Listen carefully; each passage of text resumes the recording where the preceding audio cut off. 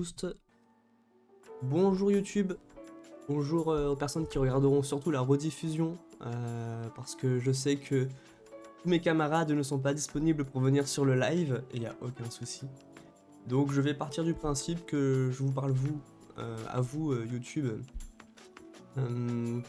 Cette vidéo, du coup, ça va être une tier list, donc un classement subjectif, pardon, de mes épisodes préférés de la saison 1 de Doctor Who. Et ce qu'il y a de bien, c'est que c'est la première vidéo de cette série Doctor Who que je vais faire. Et si ça marche bien, je ferai les autres saisons. Et à chaque fois que je rajouterai une nouvelle saison, on mettra aussi les épisodes dans la liste ultime où il y aura l'intégralité de la série. Donc en gros, une tier list par saison et une tier list ultime de tout Doctor Who. Et comme ça, même moi, je saurais à peu près quel est mon classement de mes épisodes préférés ou pas, justement. Et pour ça, je passe par le list tiermaker.com. Et ce qu'il y a de bien, c'est que pour la saison 1, en tout cas, il y a déjà quelque chose d'existant, une tier list toute faite, et juste moi à la compléter. Ça peut très bien durer une demi-heure que 3 heures, selon s'il y a beaucoup de choses à dire ou pas, selon s'il y a des personnes qui viennent sur le chat ou pas au moment du live. Donc on verra. Je ne promets rien en termes de durée et de qualité de vidéo, sachant que c'est pas mon métier, hein, donc je fais ça un peu à l'arrache. Et oui, effectivement, c'est un avis qui sera purement subjectif, même si j'aime bien quand j'ai un avis sur une œuvre de fiction, essayer de comprendre objectivement pourquoi j'ai aimé, pourquoi j'ai pas aimé, et j'essaie de raccrocher à des qualités techniques, on va dire, notamment d'écriture. Et des fois, souvent, j'ai l'impression évidemment que ce que j'aime c'est ce qui est bien écrit, et que ce que je n'aime pas c'est ce qui est mal écrit, mais des fois je sais qu'il y a des petites nuances en fait où c'est juste une question de goût, plus qu'autre chose, ou une question de feeling personnel. Donc je pense que je serai dans une forme d'objectivité quant à la description de ce qui m'a plu ou pas plu.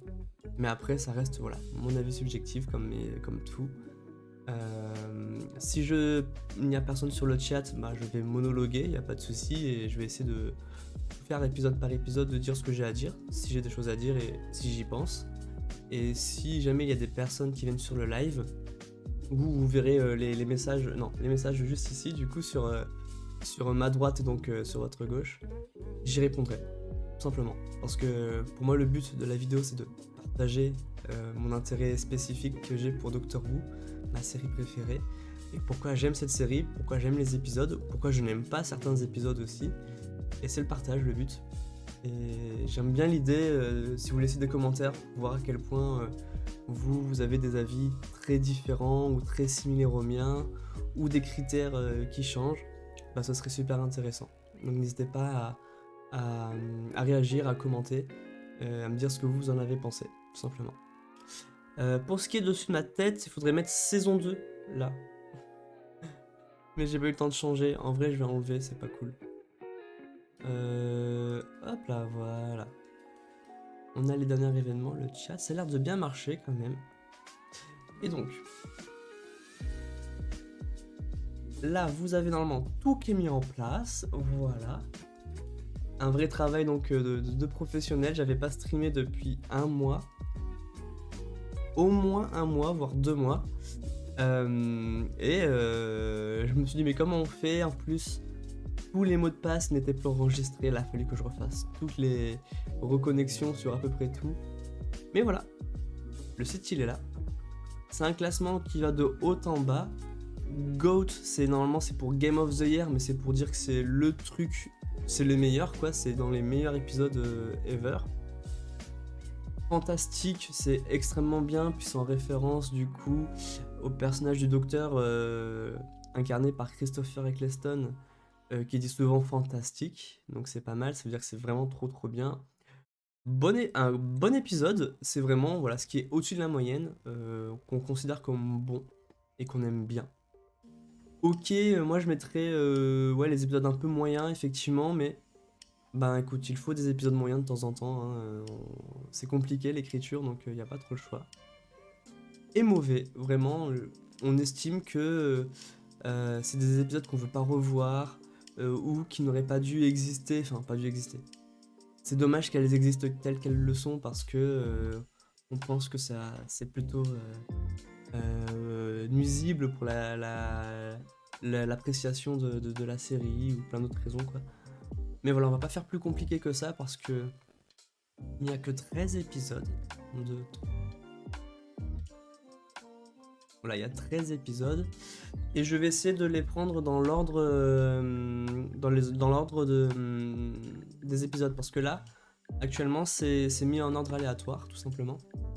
Mais le premier épisode par exemple c'est Rose, alors que The Parting of the Ways c'est le dernier épisode de la saison 1. Donc bah, je commence, tout simplement, on va pas perdre plus de temps que ça.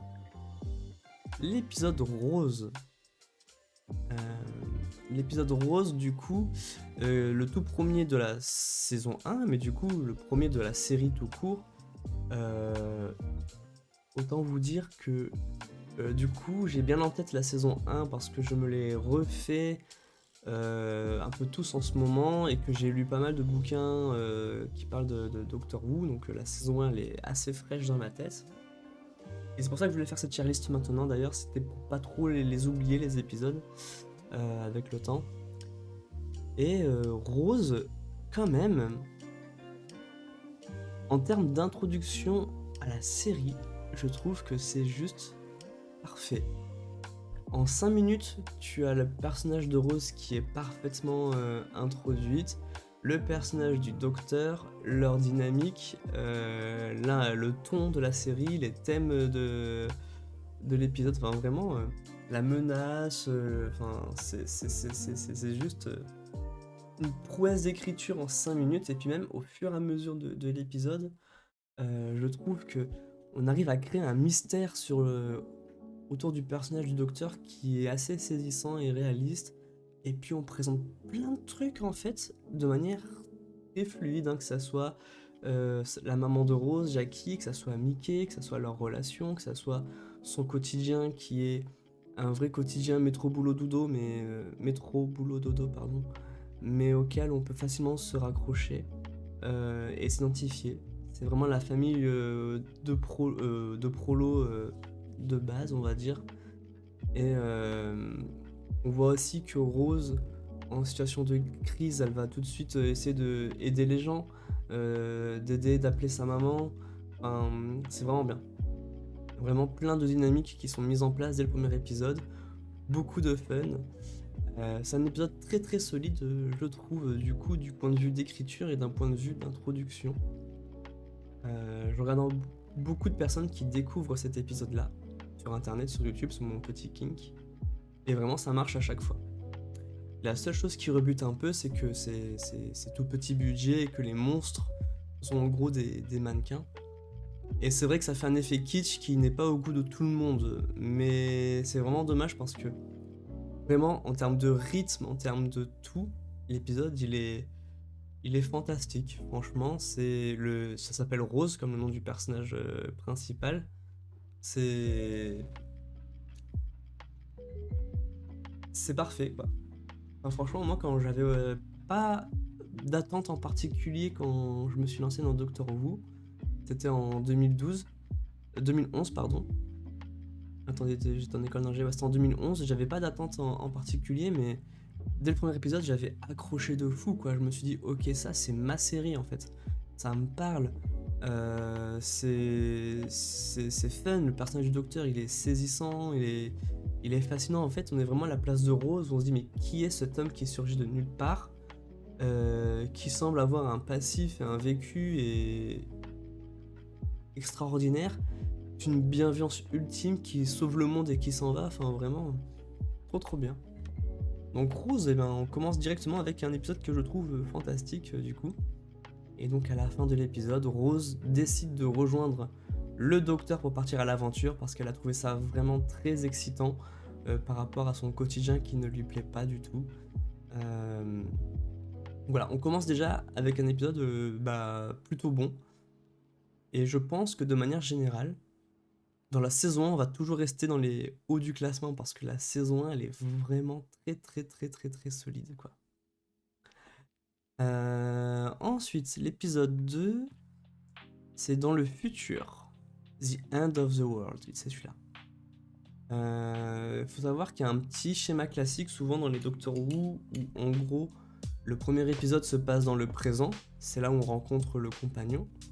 Puis il y a un épisode dans le futur pour montrer le voyage dans le temps et un épisode dans le passé ou des fois dans l'autre sens je crois, mais c'est toujours un peu les 3 premiers épisodes, c'est un peu présent, futur, passé pour montrer un petit peu les possibilités et ce que propose la série. Là où l'épisode Rose montre un petit peu pas mal de dynamique et le ton général de toute la série. The End of the World, c'est un échantillon des possibilités puisque l'épisode se passe directement à la fin du monde, la fin de la Terre en tout cas. En fait, ça se passe donc 5 milliards d'années dans le futur, au moment où le soleil va brûler, comme on le sait déjà, elle a une fin de vie de prévu quoi. Et du coup, elle va emporter sur son passage plusieurs planètes, dont la Terre. Et donc, ils assistent à la fin du monde. Juste le principe incroyable quoi. En 2005, quand c'est sorti, c'est insensé d'assister à la fin du monde devant un écran quoi. Et il amène Rose et Rose, elle est terriblement humaine, c'est trop bien. Ça, j'ai adoré. Ça la touche de voir sa planète être totalement détruite, sachant que dans un futur très lointain où il n'y a plus d'habitants sur la planète Terre, et même ça lui fait quelque chose quoi. Et cet épisode, il est très bien aussi. Il y a aussi l'aspect un peu kitsch qui peut rebuter des gens et je trouve ça dommage. Mais en vrai, il y a plein d'éléments qui sont mis en place par la suite, hein. Le voyage dans le temps dans le futur, Cassandra, la dernière humaine sur Terre qui reviendra. En tout cas, c'est pour l'épisode The End of the World, du coup, donc déjà, juste le titre de l'épisode, c'est fou, quoi. C'est la première fois qu'on voit le docteur pleurer. Et ça, c'est une démonstration du jeu d'acteur de Christopher Eccleston qui me fascine et qui pleure parce qu'il pense à son espèce qui s'est éteinte, aux autres seigneurs du temps qui n'existent plus. Et c'est trop trop trop beau, il y a toujours cette lore et cette aura de mystère qui l'entoure, c'est trop trop bien.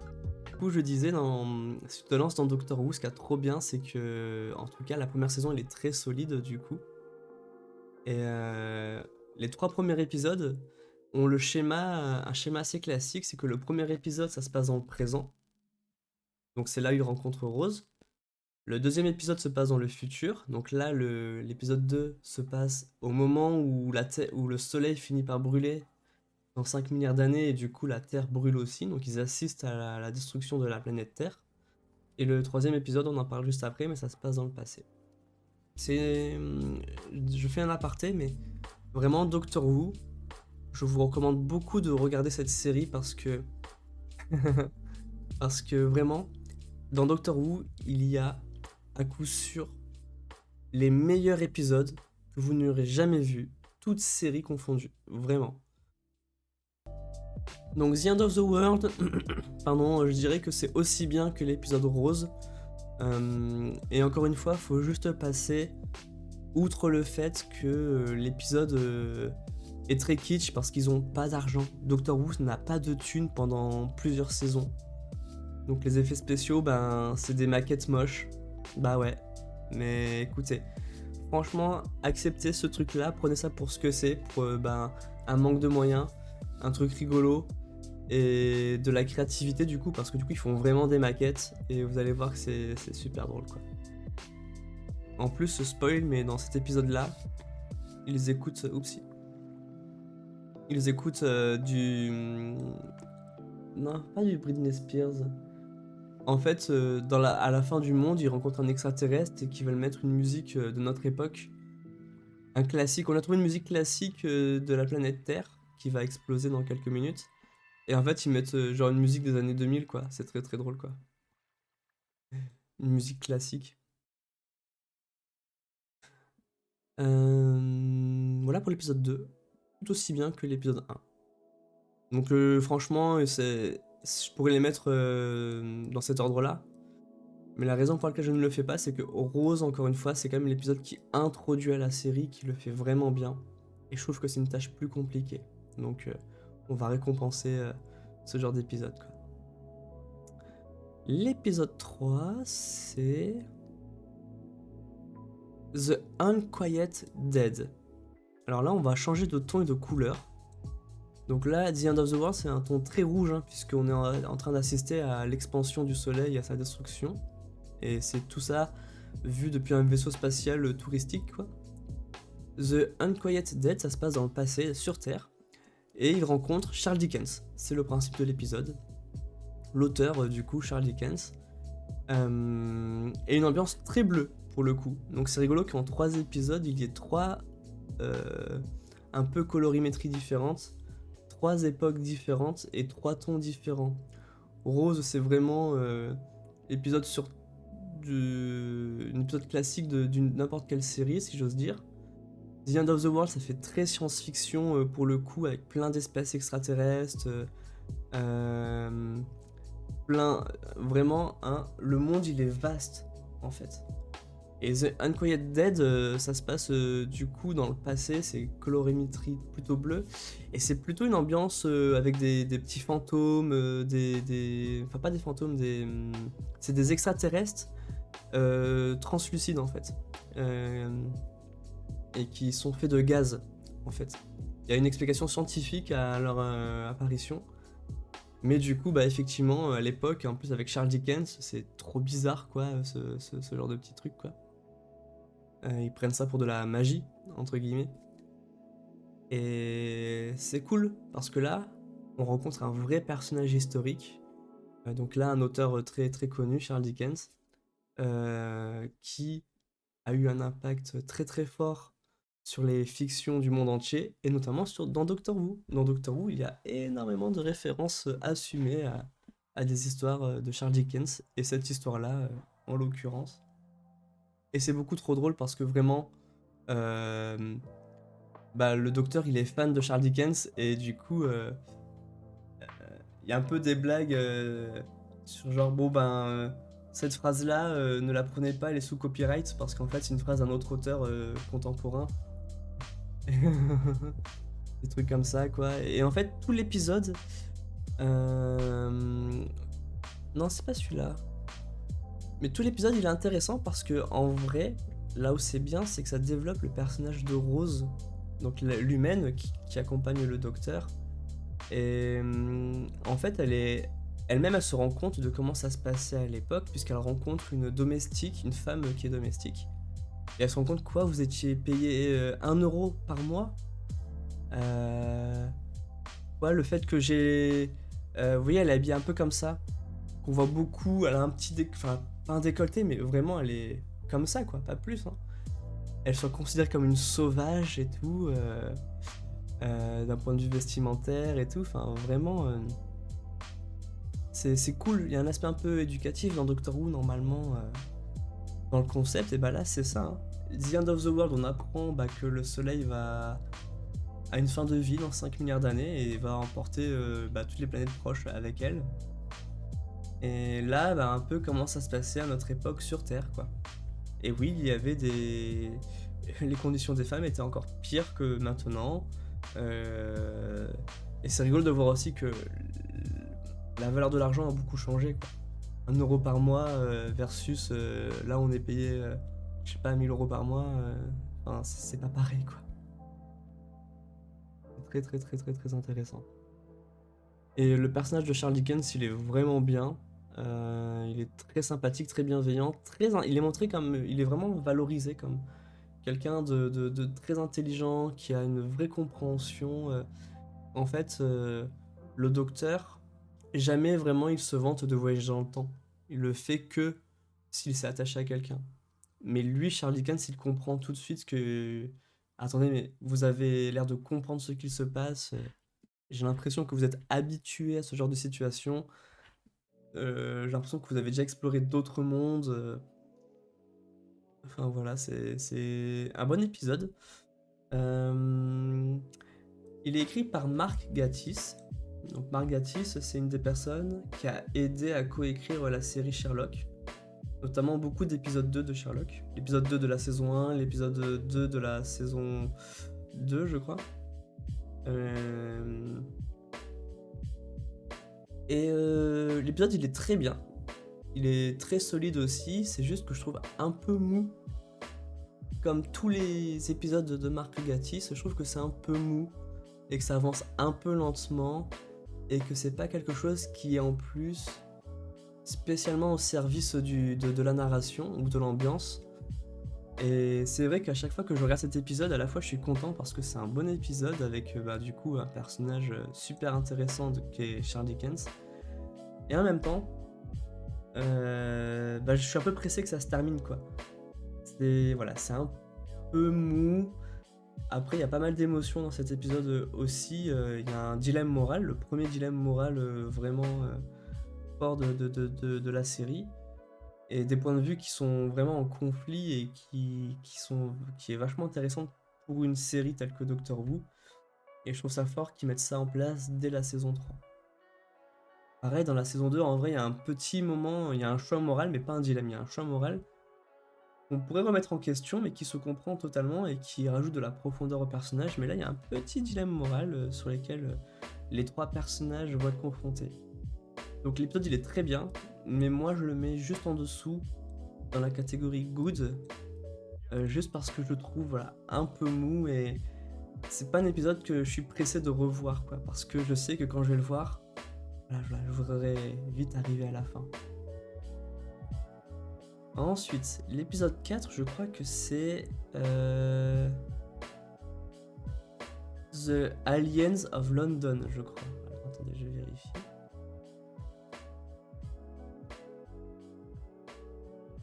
C'est ça. Alors, Alien of London, pardon. C'est un double épisode avec la Troisième Guerre mondiale. Donc ça se repasse à nouveau à notre époque, l'époque contemporaine. Et Alien of London a plusieurs immenses qualités. Déjà, l'une des premières qualités de cet épisode, c'est que c'est vraiment ancré dans notre monde, dans le réel en tout cas. Pour plusieurs raisons. Déjà, Rose revient à son époque, mais elle arrive pas juste après son départ, en voyageant dans le temps, elle arrive un an plus tard, donc elle est portée comme disparue. Déjà, ça, c'est un aspect que je trouve on ne voit pas trop dans les fictions. Et surtout, il y a des réelles conséquences incroyables au fait que, elle était portée disparue et elle s'en rend même pas compte. Sa mère qui s'inquiète, son petit ami avec qui elle était en relation libre, qui est noir et qui du coup s'est fait accuser de meurtre pour rien. Enfin, il y a plein de petits trucs comme ça qui sont un peu saupoudrés, tu vois. Et on passe vite dessus, mais on se dit waouh, trop cool, on a fait un voyage dans le futur et dans le passé, mais il y a des conséquences à ça en fait. Et je trouve ça trop bien de montrer les conséquences, pas du voyage dans le temps, mais du fait de partir en voyage en fait. Ça, c'est juste trop bien. Et puis, officiellement, il y a donc des aliens qui débarquent à Londres. C'est le titre de l'épisode. Et donc, c'est la première fois, le docteur est ravi, la première fois que, officiellement, les humains ont conscience que les extraterrestres existent. Et ça se passe, directement dans la saison 1. Donc, en plus, c'est un épisode qui est impactant. L'histoire, elle est très bien. Il y a peu un aspect... tout un mystère sur mais pourquoi il y a un vaisseau alien qui arrive sur Terre, donc ça fait vraiment District 9 avant l'heure. Vraiment, elle est très chouette. Il y a un peu des complots, il y a plein de nouvelles situations auxquelles sont confrontés le Docteur et Rose qui veulent absolument sauver des vies. Enfin, franchement, bien meilleur que Unquiet Dead. Et je dirais que c'est un épisode fantastique aussi. Le seul défaut, encore une fois, c'est les effets spéciaux qui sont chum. Donc les aliens en question, c'est un peu genre, c'est cringe. Mais voilà, faut accepter encore une fois les petits budgets de la série, c'est pas de sa faute. Et qu'est-ce qu'il y a de bizarre? Ah oui, par contre, il y a un délire d'humour britannique où en gros les aliens sont déguisés en humains, c'est le principe.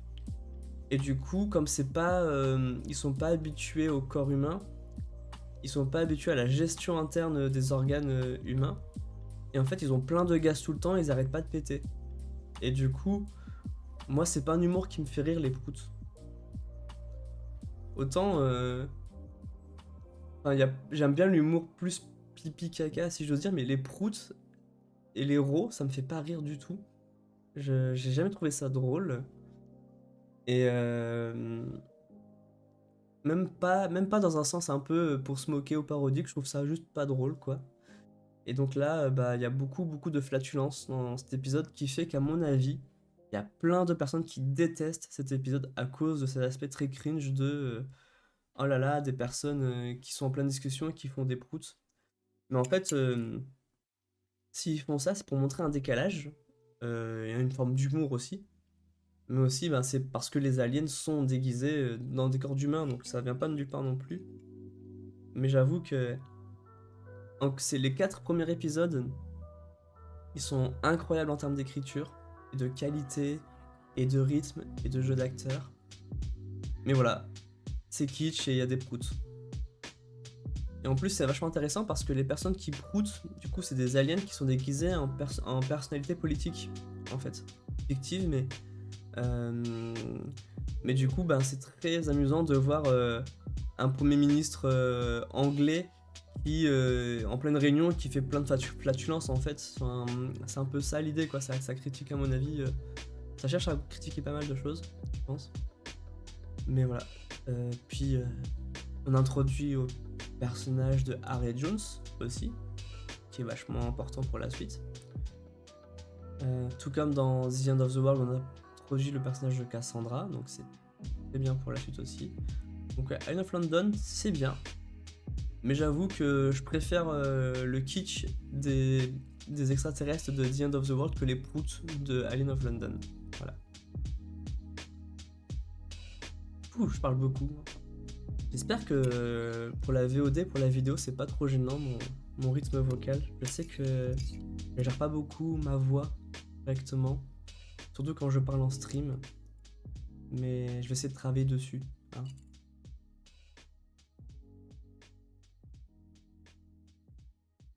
Ensuite, écoutez, on a déjà fait presque la moitié des épisodes du coup, donc c'est plutôt bien.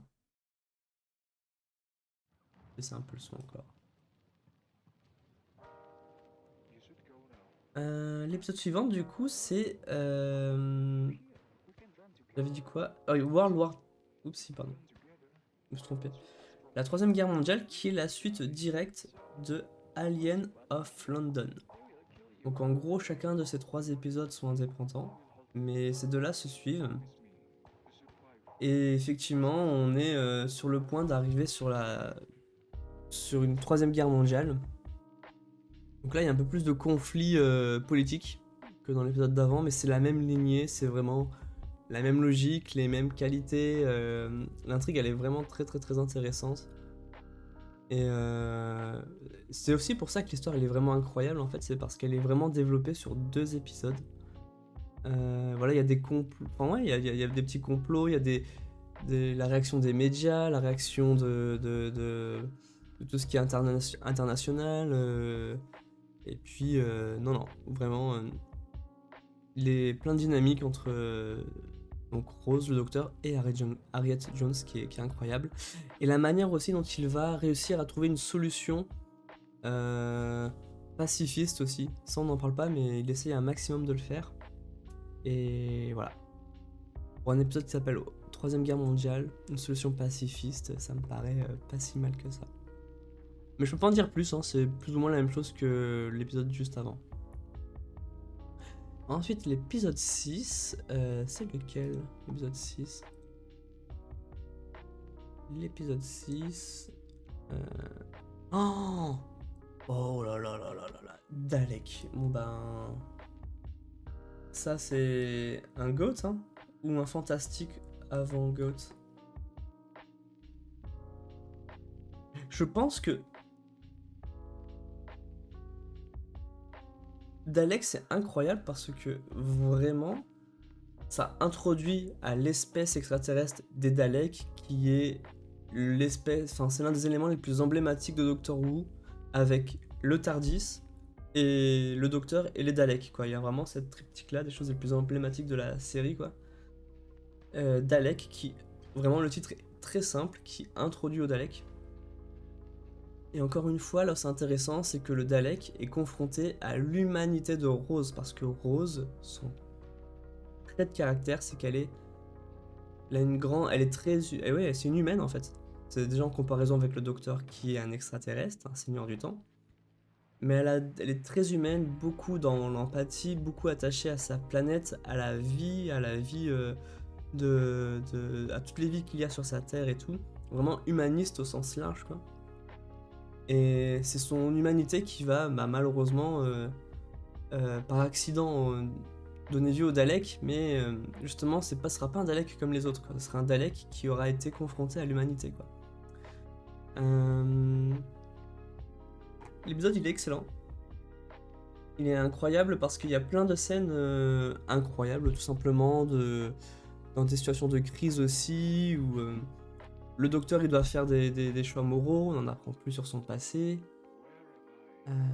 C'est l'ennemi juré du docteur, hein, entre guillemets, hein, les Daleks, c'est l'ennemi, la menace la plus puissante de l'univers, tout simplement. Et le docteur ne pensait pas être confronté à nouveau à ce genre d'ennemi, et bien si, il y en a un. Il y a beaucoup d'émotions dans cet épisode, clairement. Cet épisode aura un impact mais significatif sur le reste de la série. C'est tellement bien que j'hésite à le mettre en GOAT. Et en plus, moi je crois que c'est le premier épisode que je regarde où je ressens une excitation en vrai. Où vraiment je me dis, oh, mais là je suis en train d'assister à un truc qui va révolutionner Doctor Who et qui révolutionne les séries. Et qui a été une révolution, je ne savais même pas que c'était un ennemi classique de la série. Mais Dalek, si, en vrai, le propos il est top. La menace, en fait, tout est réussi. La menace est menaçante. Ce qui est touchant, elle est beaucoup. Ce qui est dramatique est très dramatique. Il y a vraiment des sensations extrêmes à tout ça, quoi. Et quand tu finis l'épisode, t'as compris ce qu'était un Dalek. T'as compris pourquoi tu ne veux jamais revoir des Daleks. Tu comprends pourquoi c'est menaçant, pourquoi ça fait peur au docteur, pourquoi le docteur est en colère, pourquoi il a plein d'émotions. Euh, Et en plus, tu comprends beaucoup plus le personnage du docteur en parallèle. Mais surtout, tu vois l'importance pour le docteur d'être accompagné d'une personne humaine comme Rose Nancy. On va mettre en GOAT. Petit GOAT de la saison 1 là, c'est pas mal. Alors c'est bizarre parce que les meilleurs épisodes, c'est là où j'ai le moins de trucs à dire, mais voilà. Justement, il y a tellement rien d'autre à dire, à part c'est bien que ça va vite, quoi. Et la saison 1, ça va être une des saisons les plus rapides, je pense. Elle est très très solide. Autre chose importante, c'est que dans Dalek, on a introduit un personnage dont j'ai oublié le prénom. Mais qui va rester dans la compagnie, du coup, avec Rose et le docteur. Donc il y a un petit fil rouge qui est intéressant, et c'est l'épisode The Long Game qui est juste là. Qui est juste ici. Donc The Long Game, ça se passe du coup plutôt dans un futur lointain, mais où on suit l'espèce humaine qui sont sur un vaisseau spatial du coup. Et c'est plutôt l'inverse, c'est un épisode qui parle beaucoup de la gestion des médias et de l'information. Et en gros, c'est plutôt, faudrait plutôt comparer à le transpersonnage, où en gros, à chaque étage, en fait, il y a une classe sociale de plus en plus élevée, avec la promesse, évidemment, qui est un mensonge, d'une classe sociale toujours supérieure et plus appréciable au-dessus. Ça parle plutôt de la gestion des médias et du capitalisme. The Long Game est très intéressant, largement meilleur que The Unquiet Dead, il est plus rythmé aussi. Et je crois qu'il n'y a aucun truc de cringe, donc en vrai, est-ce que je le mettrais pas avant C'est marrant parce que je me rappelle. En fait, il y a un peu un aspect à la Unquiet Dead où il y a des méchants un peu bizarres. T'es pas trop à l'aise avec certaines choses à cause du manque de budget, un peu kitsch. Mais le propos il est intéressant. Je le mettrai là, avant lui, ou je le mets là, ou là. Je me dirais que si je me rappelle plus trop, c'est que c'est un signe quand même que c'est pas le meilleur que je puisse avoir. On va le mettre ici. The Long Game. Ce qui est bien, c'est que dans The Long Game, donc déjà on a ce personnage-là qui était provenu de l'épisode d'avant, d'Alec. Mais ce qui est bien, c'est que du coup, la station dans laquelle se passe l'épisode, on va la revoir plus tard. Donc en fait, il y a plein de petits fils rouges qui sont disséminés un peu partout. Et voilà, c'est fait partie de la raison pour laquelle la saison est bien écrite. Je trouve. Épisode suivant, désolé, hein, je m'étais trompé sur les épisodes.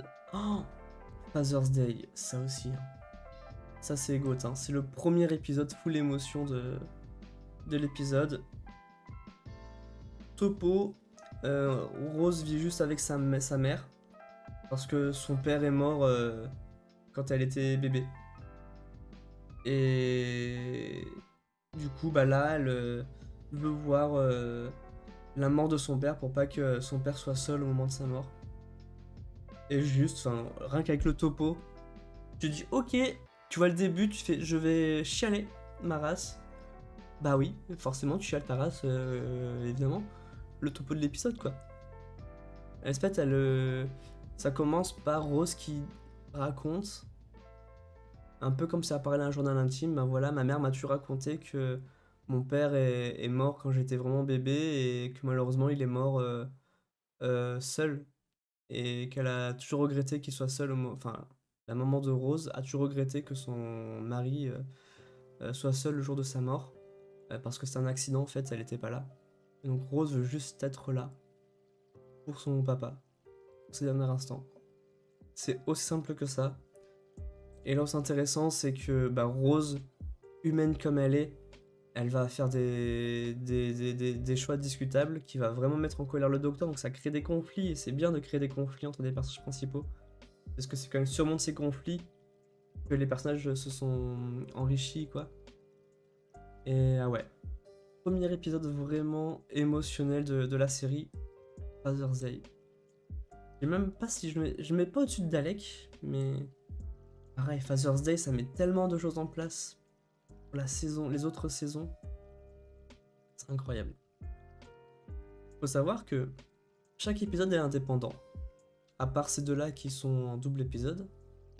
Et je sais que j'ai une méta-relation, donc qui se lance dans la série et qui m'avait dit mais est-ce que y a un fil rouge ou pas? Et je lui dis en fait tu le sais pas encore, mais chaque épisode est un fil rouge en fait. C'est juste que c'est tellement petit. En fait on met tellement de choses en place petit à petit que tu te rends pas compte qu'il y a plein de choses qui vont être reconnectées et retrouvées plus tard. Mais chaque épisode est un fil rouge en fait. Quasiment. Donc Father's Day, les larmes, hein. Préparez-vous à pleurer. The Empty Child, oh cet épisode incroyable aussi, ça c'est GOAT. Hein. Empty Child c'est un peu le premier épisode un peu scary, un petit peu effrayant de Doctor Who, mais pas plus que ça. Mais vraiment ça parle de voyage dans le temps, ça arrive à l'époque de la Seconde Guerre mondiale, ou la première, je sais plus. Non, je sais plus si c'est la première ou la deuxième guerre mondiale. La première peut-être, enfin bref, peu importe. Mais ça arrive à une guerre mondiale où Londres est bombardée, simplement. Donc pareil, hein, cet épisode-là fait écho à l'épisode qui s'appelle la Troisième Guerre mondiale. C'est en 2 épisodes, avec le Dr Dance. Je dirais que The Dr Dance est mieux que The Empty Child, mais en gros, The Empty Child nous introduit au personnage super important de Jack Harkness, un des personnages préférés de tellement de personnes, pour la simple et bonne raison qu'il est omnisexuel et très charmeur, et très cool et très gentil, enfin il est très vertueux en fait comme personnage. Comme le docteur, hein, mais le docteur n'est pas charmeur, quoi. Enfin, c'est un peu la différence, quoi. Euh, il y a aussi une possibilité de voyage dans le temps, mais un peu différente. Enfin, vraiment, il y a pas mal de parallèles qui sont faits. Et la manière que Rose a d'interagir avec le docteur et Jack Harkness, en fait, est très intéressante aussi. Et clairement, The Empty Child, c'est un peu lent, parce que c'est en deux parties, justement. C'est un peu cringe et c'est un peu scary, ça fait un peu peur. Mais c'est fait exprès. Et la résolution de tout ça dans le Docteur Dance, c'est l'une des choses les plus satisfaisantes que j'ai vues dans l'histoire des séries. Donc vraiment, je pense que je mettrais comme ça, je pense. En premier, le Docteur Dance, parce que vraiment, la phrase qu'il dit, la dernière phrase qui conclut l'acte 3, en tout cas, le problème, est marqué à jamais pour tous les fans de Doctor Who, tellement c'est beau, tellement c'est impactant, tellement ça change, tellement ça en dit long sur le personnage, quoi. Enfin, l'histoire, elle est incroyable, elle est pleine de profondeur et de subtilité, et vraiment, c'est super bien amené, c'est super bien écrit. Euh, et puis, bah, le Docteur danse, quoi. Le Docteur danse. On sait que c'est une métaphore pour un tout petit peu bah justement cette histoire de flirt et d'avoir des relations sexuelles, mais de manière non dit, on va dire, mais juste cet épisode, il est trop bien. Et la seule raison pour laquelle je mets The Empty Child à la fin, enfin dans le dernier des GOAT, c'est parce qu'effectivement, du fait que c'est un double épisode, et que ça c'est juste une introduction, c'est un peu long. Un peu long. Ensuite, Boomtown. Boomtown, on a le retour de personnages qui étaient dans le double épisode, les aliens de Londres et la Troisième Guerre mondiale. En soi, l'épisode il est ok. Mais il est moyen, je dirais. Mais en fait, la conclusion euh, qui en dit long sur le docteur, déjà ça le fait monter dans mon estime. Mais en vrai, ce qui est important, c'est que c'est l'épisode où on développe la relation entre Rose et sa relation libre Mickey, qu'elle a tendance à totalement ignorer. Et c'est le début de l'arc de Mickey, en fait. Et du développement de son personnage, et du développement de la relation à Rose et Mickey. Donc vraiment, ça, c'est rien que pour ces scènes-là, ça va jusqu'ici, quoi. Et je mettrai pas là. Pas dans Fantastique, mais vraiment... vraiment, Mickey est un personnage qui est ignoré injustement en début de saison. Et à la fois par la série, mais aussi par les personnages. D'ailleurs, ça devient un trait de caractère. Mickey est un personnage ignoré, en fait.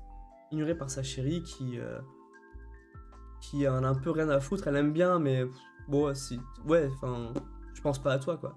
Même au contraire, quand t'es avec moi, mais en fait, j'ai pas envie d'être avec toi, moi j'ai envie d'être avec le docteur, quoi. Ça fait un peu écho à certaines choses que j'ai vécues, je sais pas, mais en tout cas, Boomtown largement au-dessus des deux autres, rien que pour ça. Ou alors là. Mais en vrai, il a pas de grandes reproches cet épisode, si ce n'est que. Si ce n'est que moi, c'est pas un personnage qui m'intéresse beaucoup, le personnage, l'alien de Londres qu'on revoit.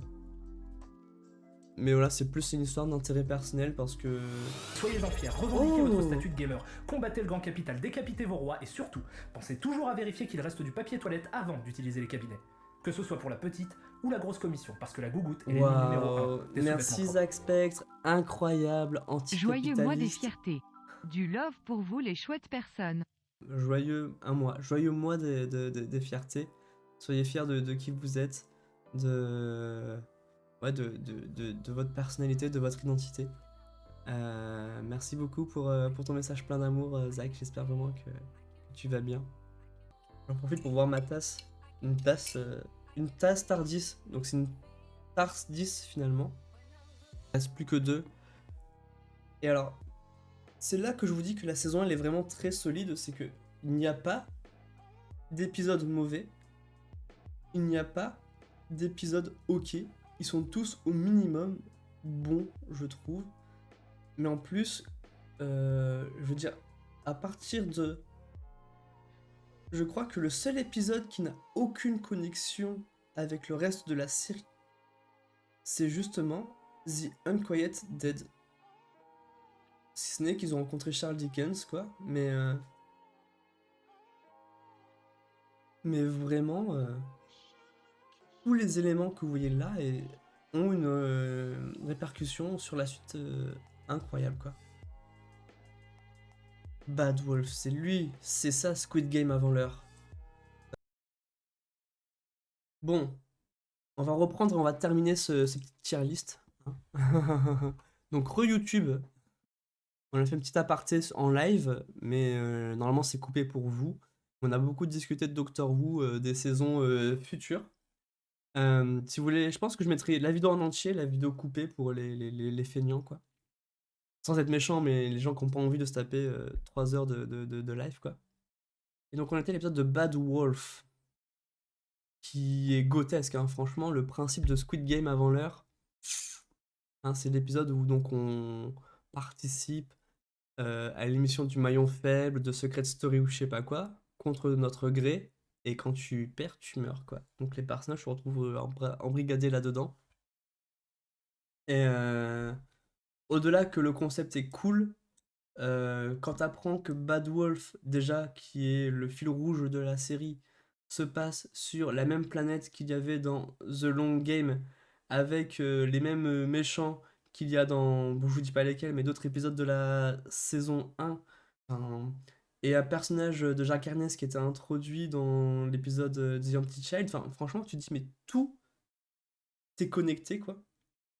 Et la fin de Bad Wolf, la révélation, franchement, genre, ouah, la menace ultime! Déjà que t'es déjà bien flippé quand tu découvres ça dans les épisodes d'avant, mais alors là, Bad Wolf, incroyable.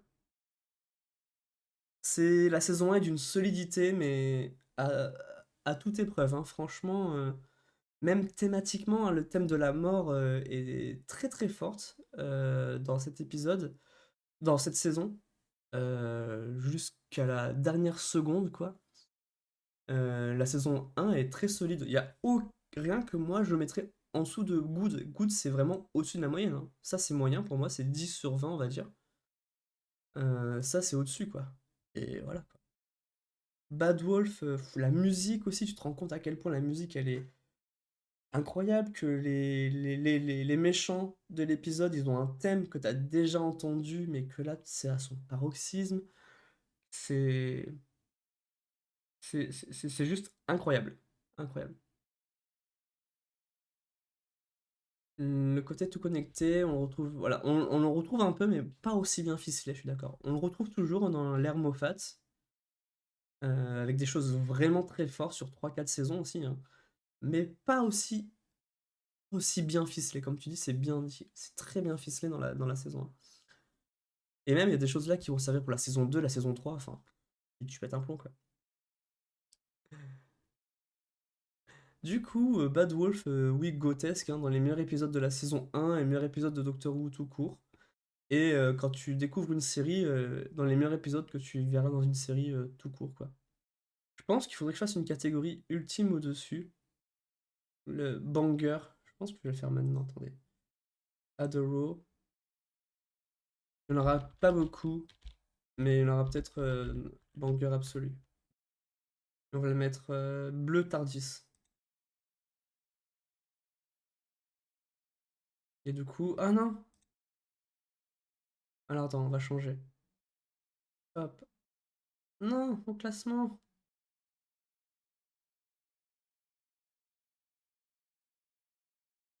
Voilà. Et lui, c'est. Ah, mais attends, mais j'en ai un en trop? Pourquoi on a fait deux, ce con? Non, justement, c'était pas écrit fantastique. Là, c'était GOAT.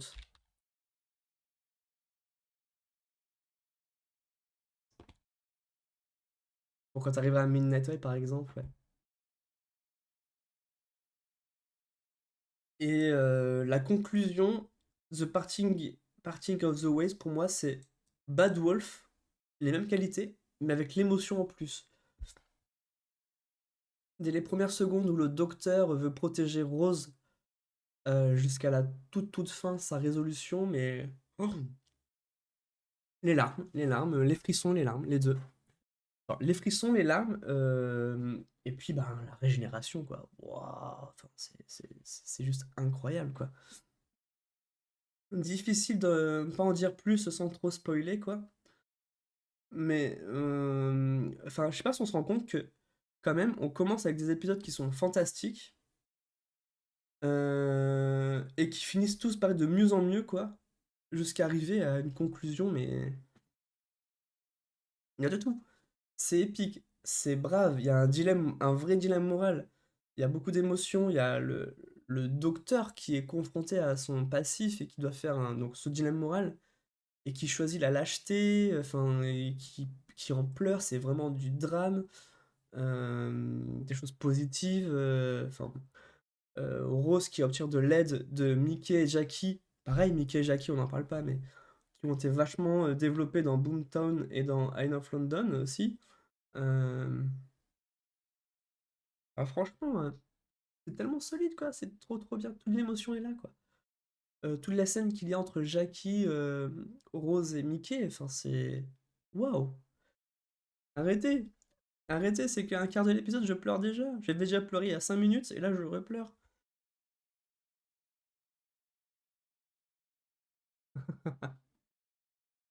Mais je trouve que ils ont réussi à faire du personnage de Mickey, qui était un personnage volontairement ignoré pour pas être encombrant pour Rose, à. Mais en fait, ça va être le trait de caractère de ce personnage, c'est qu'il est ignoré. Et même lui, ça le pèse d'être ignoré.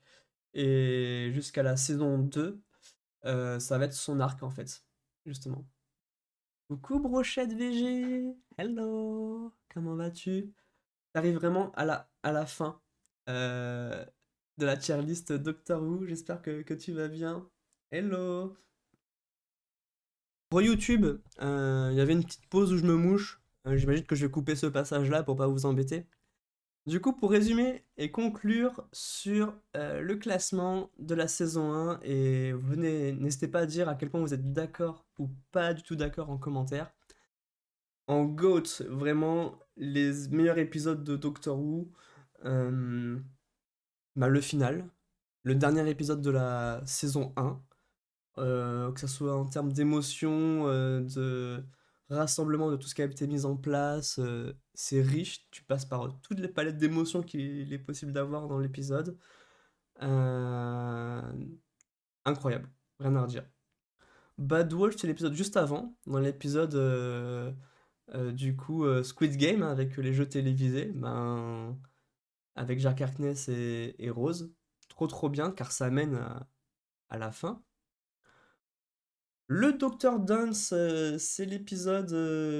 La première fois qu'on voit Jack Harkness aussi, mais c'est la conclusion euh, ultra bonne vibe, ultra positive d'une série très sombre quand même, mine de rien. Et l'épisode était. Enfin, le double épisode était très très très très sombre et avoir une fin tellement joyeuse, tellement optimiste, tellement enjouée, qui fait contraste avec deux épisodes très tristes et sombres. Oh, c'est du génie d'émotion, hein. Il faut jouer sur ces variations-là et le Docteur Dance, c'est satisfaisant. Ce que dit le docteur à chaque fois, c'est trop bien quoi. For once, everybody lives. Enfin, franchement, comment ne pas être marqué par cette phrase ultime quoi.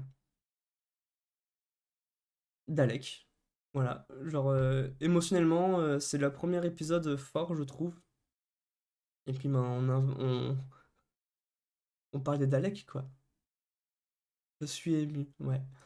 Les Daleks, enfin, un Dalek qui est touché par, littéralement au sens propre et figuré, par l'humanité de Rose, car c'est son trait principal, qui va créer tout le drama autour du Dalek, mais aussi développer toute l'histoire du Docteur. C'est là qu'on comprend c'est quoi la guerre du temps, pourquoi il a peur des Daleks. Le Docteur qui fait un choix horrible de sacrifier Rose, hein, tellement il a peur de... Enfin, malgré lui, hein, tellement il a peur des Daleks, quoi. Enfin, c'est... Et il est en larmes, quoi. Enfin, il est pas bien, quoi. C'est d'une dramaturgie folle, quoi. Dalek, incroyable. Oui, on voit que le Docteur, il est profond.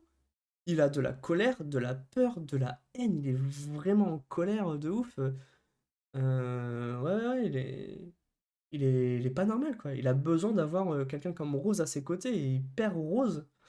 Non, enfin, lui, il est persuadé d'avoir perdu Rose. C'est très fort. Enfin, en termes d'impact, c'est en milieu de saison hein, que ça arrive. Tu fais genre, waouh, wow, wow, wow, wow, wow, wow, série. Excuse-moi, je suis qu'à la moitié de la première saison. Euh, Ça commence comme ça, qu'est-ce que ça donne pour la suite? Bah, pour la suite, ça donnera encore mieux, mec. C'est mieux. La fête des pères. euh, pour moi, l'épisode le plus émotionnel de la série. C'est beau. Voilà. Elle veut juste être là pour vivre les derniers instants, enfin pour qu'elle accompagner son père le jour de sa mort pour pas qu'il soit seul. C'est juste ça le topo de l'épisode. Y a pas besoin d'en dire plus pourquoi ça a fait chialer quoi. Euh, c'est efficace. Ça aborde en plus, ben, pour une série telle que Doctor Who qui parle du voyage dans le temps, une des thématiques fortes du voyage dans le temps, à savoir ben, les conséquences de revenir sur son passé et pourquoi en général le Docteur ne le fait pas. Mais ouais, ouais, ouais, c'est trop bien. Et The Empty Child, donc c'est la première partie qui va avec l'épisode de Doctor Dance et qui est très effrayant, très sombre, et en même temps ça introduit tellement de choses en termes de ton, en termes de thématique, en termes bah, le personnage de Jack Harkness, hein, tout simplement, la guerre mondiale et tout, enfin c'est trop trop trop bien. C'est un truc que je respecte énormément chez Russell T Davies dans la saison 1. Il reprenait une institution, il aurait pu y aller doucement. Et non, il s'est emparé du truc franco. Il s'est pas imposé de limite, il a retenu les limites avec succès. Ah ouais, non, mais moi j'aime Russell T Davies parce que il a pas peur. Il a vraiment pas peur. Et même là, dans les dernières saisons qu'il fait, là, il a vraiment pas peur. Il s'en fout. Enfin, il s'en fout. Oui, il s'en fout. Il hésite pas à troller, j'aime bien en parler, mais en fait, il est à fond dans le délire, quoi. Il se dit pas, bah tiens, je vais attendre 4 saisons pour faire un truc. Il y va, il a une idée, il la propose et vous prenez, quoi, au bout d'un moment, ou pas, hein, mais. C'est un. Mais en fait, en plus, tous les personnages qu'il fait sont quand même assez braves, ont tendance à vouloir affronter le danger. Lui, il le fait, quoi, en reprenant un truc institutionnel comme Doctor Who, quoi. J'avoue, je suis totalement d'accord avec ce que tu dis. Ensuite, dans les épisodes fantastiques, donc en gros, c'est les épisodes qu'on trouve qui sont vraiment trop bien, quoi.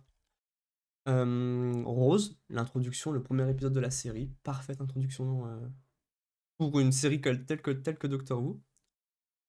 The End of the World, le premier épisode dans le futur, l'épisode 2, avec tellement de concepts incroyables. La première fois que le docteur pleure aussi. La première fois que le docteur, on se rend compte qu'il a un passif, il veut pas en parler.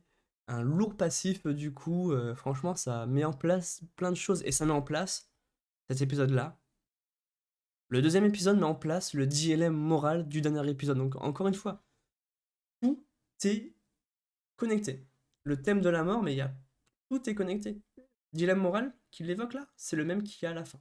Et du coup, ça a un impact quand tu vois le dernier épisode, tu te dis oh là là, le pauvre docteur qui doit refaire le même terrible choix qui la massacre émotionnellement, quoi.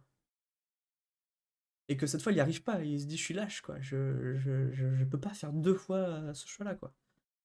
Je choisis la lâcheté. Et il dit, je choisirai la lâcheté tout le temps maintenant. Et il assume pas faire le bon choix. Il dit c'est pas bien ce que je fais, mais j'y arrive pas. L'aveu d'échec, quoi. Enfin, waouh. M'a déjà mis en place ici, dès l'épisode 2. Le double épisode Alien de Londres et la Troisième Guerre mondiale, je trouve que c'est une histoire incroyable qui inclut Harriet Jones aussi. qui inclut comment les humains sont confrontés pour la première fois aux extraterrestres. L'histoire est top, et en gros, il y a que les proutes, des personnages qui sont un peu gênants, mais s'ils proutaient pas, ce serait un double épisode très très bon. Il y a beaucoup, beaucoup, beaucoup d'interactions entre le docteur et plein d'autres personnages. C'est trop cool. À un moment, il interagit avec des militaires, il interagit avec des politiciens, il interagit avec Rose, il interagit avec, je crois, il voit Jackie au début, avec Mickey et tout. Enfin, et en plus, on voit l'impact du voyage dans le temps parce que quand Rose arrive, elle a été portée disparue pendant 1 an. Donc ça, c'est super important à aborder, quoi. Et les épisodes qui sont au-dessus de la moyenne pour moi, que c'est des très bons épisodes, il y a Boomtown, parce qu'on retrouve du coup bah, l'alien de double épisode qu'on a évoqué juste avant. Il y a toute la relation entre Mickey et Rose qui est développée. Et rien que pour ça, ça vaut largement le coup. L'épisode est trop bien. The Long Game, pareil, c'est un épisode qui se passe dans le futur.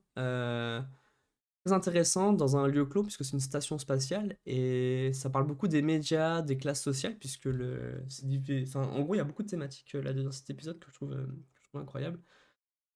Et c'est la première fois qu'il y a un autre compagnon qui rejoint Rose et le docteur. Donc ça c'est, enfin, il vient de d'Alec, mais du coup il arrive ici. Et c'est intéressant de voir que ce personnage-là, je sais plus comment il s'appelle, en quoi il fait les mauvais choix et que il est très différent de Rose au final. Et enfin, l'épisode de Mark Gatiss, avec les morts vivants, avec Charles Dickens, qui est bien, hein, mais un peu mou à mon goût. Mais trop trop bien de rencontrer des figures historiques. Donc là, un auteur très connu, un écrivain très connu, qui est super bien joué. C'est qui le joue, je sais pas, mais sa tête me parle. Donc voilà pour la saison 1. Très solide, une des saisons les plus solides de Doctor Who. Il y en a plusieurs, hein, des solides là, je pense là. La 1, la 3, la 4. La 1, 2, 3, 4 sont très solides. La 5 aussi. En fait, elles sont toutes solides. La 10. En bref. Vous allez voir quand on fera au fur et à mesure les classements que c'est de plus en plus compliqué de caler les épisodes parmi ceux déjà existants. Mais voici pour la tier list de la saison 1. Je vais la sauvegarder du coup. Hop. Et nickel. Je pense que je l'ai téléchargé. Voilà. Je publierai la tier list sur Instagram. Je vous remets le lien. Du coup.